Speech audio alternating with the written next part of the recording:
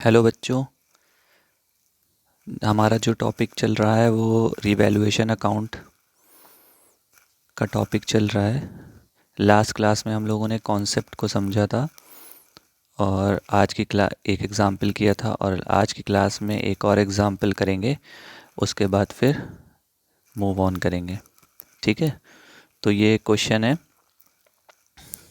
जिसमें balance sheet दी हुई है और नीचे कुछ एडजस्टमेंट दिए हुए हैं। इससे हमें सिर्फ और सिर्फ रिवैल्यूएशन अकाउंट बनाना है और अपने कॉन्सेप्ट को क्लियर करना है। इसमें सब तरीके के हर तरह के एडजस्टमेंट दिए हुए हैं। उसके बाद आप लोगों को होमवर्क दिया जाएगा, उसको सॉल्व करके आप लोगों को सेंड करना है। तो क्वेश्चन की तरफ चलते हैं। सबसे पहले एक आर्थिक चिट्ठा दिया हुआ जिसमें लेनदार 50,000 के, देय विपत्र 15,000 का, अदत्त व्यय 3,000 के, पूंजी 1,00,000 की। ठीक है, फिर रोकड़ 12,000, बैंक में रोकड़ 15,000, देनदार है उससे संदिग्ध ऋण के लिए संचय माइनस है। इस तरह हमें बैलेंस शीट दी है। इसके बाद ए तथा बी एक फर्म में बराबर के साझेदार हैं, मतलब इनका अनुपात कितना है, 1:1।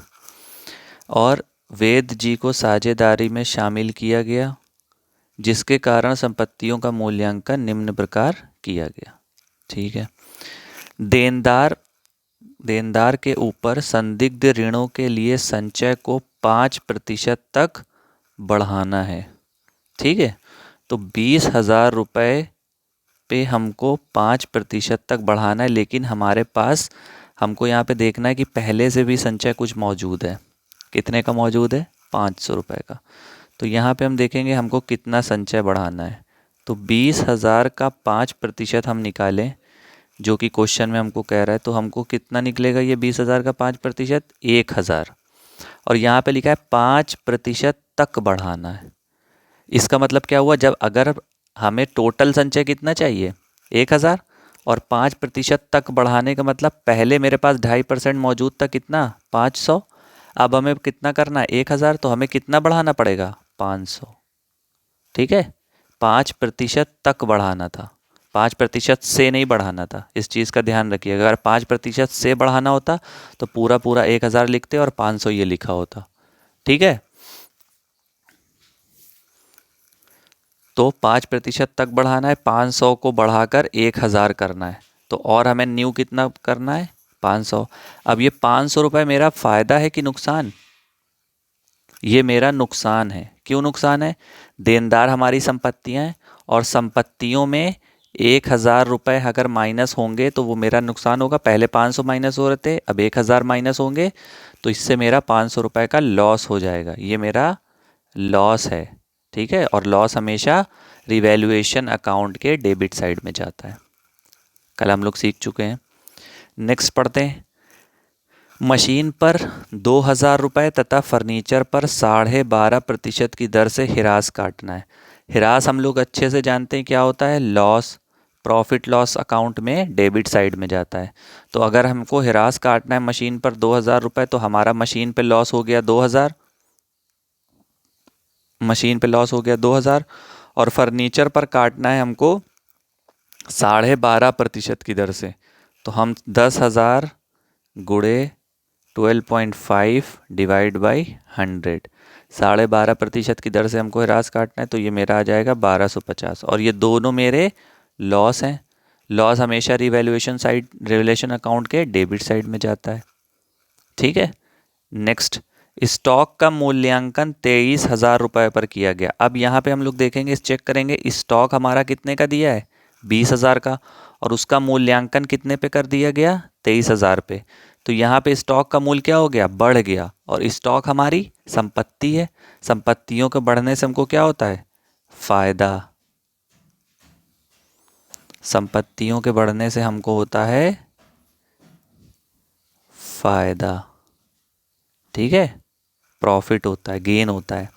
ठीक, कितने का यहाँ पे फ़ायदा हुआ, 3,000 का। मेरे पास स्टॉक का पुराना मूल्य कितना था, 20,000, नया कितना हो गया, 23,000, तो 3,000 का फ़ायदा। और रिवैल्यूएशन अकाउंट में हमेशा फ़ायदा लिखा जाता है और नुकसान लिखा जाता है, टोटल अमाउंट नहीं लिखा जाता। अब फिर आ गया, बिल्डिंग का मूल्य 20% से बढ़ाना है, ये भी क्या हो गया, फायदा। साफ साफ लिखा है बढ़ाना है, और बिल्डिंग हमारी संपत्ति होती है। बिल्डिंग हमारी कितने की है, 73,500। इसको हमें बढ़ाना कितने से है, 20% इंटू 20/100। तो ये मेरा कितना आ जाएगा,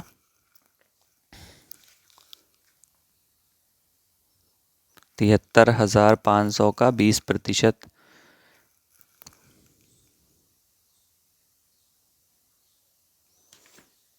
14,700।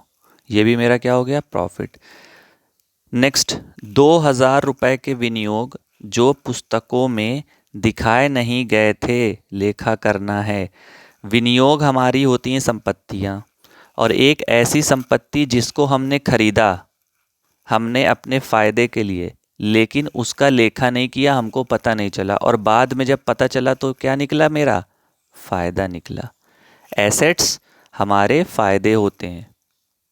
तो जब एसेट्स, हमको ऐसी एसेट्स पता चली जो हमको पहले से नहीं पता चली थी, न्यू न्यू पता चली है, तो वो मेरा फ़ायदा होगा। तो 2,000 का हमको यहाँ पे भी फ़ायदा हो गया। ठीक है।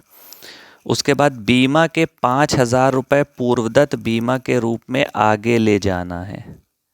पूर्वदत्त बीमा क्या होता है, एसेट्स होता है। ये भी मेरा क्या है, फ़ायदा।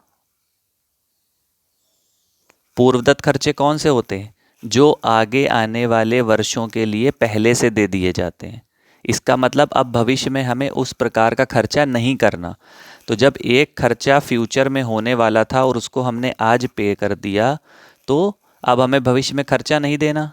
खर्चा नहीं देना, वो फ़ायदा हुआ। तो फ़ायदा हमारा एसेट साइड, ये भी 5,000 का फ़ायदा हो गया। ठीक है। उसके बाद एक बिजली का बिल जो कि 5,000 रुपये का था, लेखा करने से छूट गया। बिजली का बिल हमको किसी को पे करना होता है। ठीक है। बिजली की कंपनी जो होती है, एनटीपीसी वगैरह जैसे कंपनीज़ हैं, उनको हमको पे करना है। तो जब हमें किसी चीज़ को पे करना है तो ये मेरी लाइबिलिटी है, मेरी लाइबिलिटी है। तो लाइबिलिटी हमारी लिखने से छूट गई, तो जब हमें बाद में लाइबिलिटी पे करना पड़ेगा तो मेरा ये क्या हो जाएगा, नुकसान। कितने का, 5,000 का। तो हमने सारी चीज़ें कैलकुलेट कर ली, कहाँ पे मेरा फ़ायदा हो रहा था और कहाँ पे नुकसान हो रहा था। अब हमें इससे क्या बनाना है, रिवैल्यूएशन अकाउंट बनाना है। तो चलिए रिवैल्यूएशन अकाउंट बनाते हैं। अब हमारा रिवैल्यूएशन अकाउंट बनाना इजी हो गया, क्योंकि सारे कैलकुलेशन हमने ऑलरेडी कर लिए। एक एक आइटम को उठाएंगे और लिखते चलेंगे।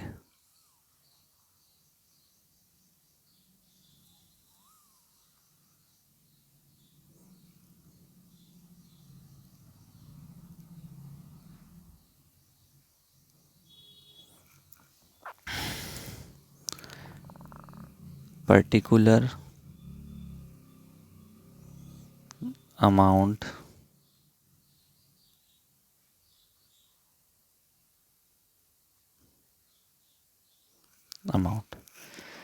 सबसे पहला मेरा था, देनदार के ऊपर ऋणों के संचय का, संदिग्ध ऋणों के संचय को 5% तक बढ़ाना है। तो हमने कितना निकाला था, 500। यहाँ पे लिख दें, to provision for bad debts. कितने का था, 500। सेकेंड वाला, मशीन पर 2,000 रुपये तथा फर्नीचर पर 12.5% की दर से हिरास काटना है। यहाँ पे हिरास का मतलब मेरा लॉस हो रहा था, नुकसान हो रहा था, डेबिट साइड में जाता है लॉस हमेशा। तो 2,000 रुपये और 1,250 हम निकाल चुके हैं। तो यहाँ पे दिखते हैं, to depreciation on machine 2,000, to depreciation on furniture 1250। ये सारी चीज़ें डेबिट में क्यों आ रही हैं? क्योंकि डेबिट में सारे लॉस आते हैं, और लॉस हमने कैलकुलेट कर लिया ऊपर, जहाँ जहाँ पे भी लॉस है वो हमारे सारा डेबिट साइड में आएगा, और जो भी फ़ायदे हैं वो हमेशा क्रेडिट में आएंगे। कल ये बात डिस्कस हो चुकी है। इसके बाद हमारा था स्टॉक का मूल्यांकन 23,000 पर किया गया। यहाँ पर हमारा फ़ायदा निकल रहा है 3,000 का। टोटल अमाउंट नहीं लिखना, सिर्फ फ़ायदा और नुकसान लिखना है। तो बाई स्टॉक 3,000। इसके बाद बिल्डिंग का मूल्य 20% से बढ़ाना है, ये भी फ़ायदा था। तो बाई बिल्डिंग 20% हमने निकाला 14,700। फिर 2,000 के विनियोग जो पुस्तकों में नहीं दिखाए गए थे लेखा करना, ये भी मेरा फ़ायदा था। By investments 2,000। इसके बाद बीमा के 5,000 रुपये पूर्वदत्त बीमा के रूप में आगे ले जाने, ये भी फ़ायदा था। By prepaid insurance 5,000। फिर एक बिजली का बिल जो लिखने से छूट गया था, ये मेरा लॉस है, नुकसान है 2।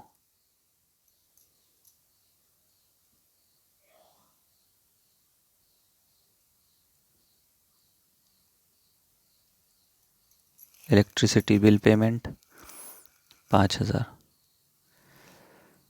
अब यहाँ पर मेरी जो फिगर्स हैं वो ज़्यादा हो गई हैं, तो हमको यहाँ पे लिखना पड़ेगा।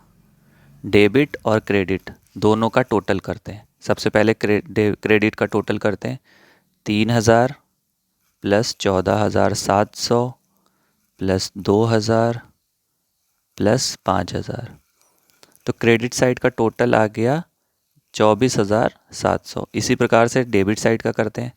500, 2,000, 1,250 और 5,000। इधर का टोटल आ गया 8,750। तो जिस तरफ का टोटल ज़्यादा होता है उस टोटल को हम दोनों साइड टोटल के कॉलम में लिख देते हैं। ज़्यादा मेरा 24,700 है, 24,700। क्रेडिट साइड ज़्यादा, इसका मतलब इस क्वेश्चन में मेरा निकलेगा प्रॉफिट, और प्रॉफिट हमेशा डेबिट साइड में लिखा जाता है। To profit transferred to partners capital account. किनको ट्रांसफ़र किया जाता है प्रॉफिट? पुराने पार्टनर्स को पुराने रेशियो में। पुराने पार्टनर्स ए थे और बी थे, इनका पुराना रेशियो क्या था? बराबर, इक्वल। अब प्रॉफिट कितना निकला? 24,700 में 8,750 को हमको माइनस कर देना है। तो मेरा प्रॉफिट निकल आया 15,950। तो प्रॉफिट मेरा निकला 15,950। अब इस 15,950 में ए और बी का हिस्सा निकालना है, और वो कितना है? आधा आधा, 1/2, 1/2। तो ए का निकल आया 7,975 और बी का निकल आया 7,975। ये दोनों बराबर के साझेदार थे, और ये मेरा जो अकाउंट हमने क्रिएट किया है ये रिवैल्यूएशन अकाउंट है।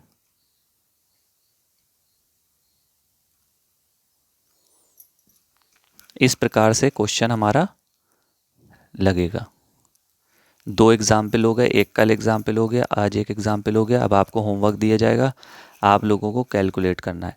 कल हमारा नेक्स्ट टॉपिक चलेगा पार्टनर्स कैपिटल अकाउंट का। रिवैल्यूएशन अकाउंट में अगर कोई प्रॉब्लम होती है तो आप लोग पूछ सकते हैं। Okay, thank you.